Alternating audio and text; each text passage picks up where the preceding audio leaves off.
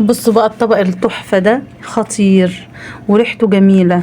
رز بالمكرمل بالكبد والقوانص، وعملته بالسوداني كده زي ما انتم شايفين، وجواه زبيب. هو بصراحة اللي عايز يحط لوز بقى يحط، اللي عايز يحط اي حاجة تانية يحط. بص هنا جميل وشكله جميل، وكانت غدانا النهاردة. يلا نشوف بعملنا ازاي. حطيت القوانص كده، قطعتها الاول وسبتها الاول كده على النار اقلب فيها شوية اهي. قلبتها كده عشان تستوي شوية، وبعد كده رحت راميه البصل عليها برضو تاخدها كده معاه سوا، هي والقوانص. طبعا الكبد ما بتاخدش سوا، عشان كده حطيتها في الاخر خالص. وهنا بقى رشه فلفل اسمر، وعلى رشه بهارات اللي هي الفراخ، وكمون، وهنا الورق اللورا المطحون.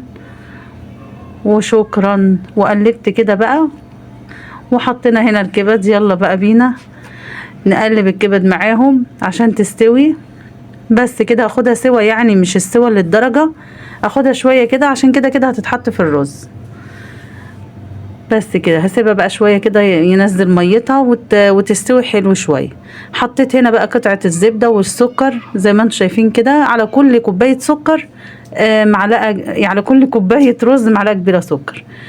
هنا اهو حطيته لغاية ما لون اللون زي ما انتم شايفين كده قدامكم، وحطيت عليه المية.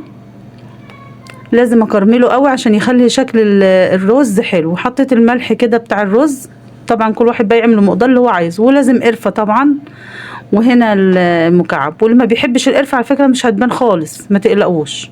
حطيت بقى، رميت الرز هنا اهو على الميه بعد ما غليت، وسبت بقى الرز كده لما تغلي شويه يشرب شويه، عشان حطيت هنا الزبيب على الخلطه على الكبد والقوانص اهو. بقلبها شويه تقلبتين كده، وبعد كده احط كل الخلطه دي بقى على الرز كده. انا سبته يتشرب شويه، واهو حطيت كله على بعضه. بس كده، وهنقلب بقى حلو كده. ويا سلام على الريحه بقى، مش قادره اقول لكم. وهنا غطيت كده، ونشوف بقى هعمل السوداني. حطيت حته زبده كده وحمرت فيها السوداني كده بسيط، طبعا مش هحرقه قوي، هقلبه تقلبتين كده لغايه ما لونه يبقى يلون عادي.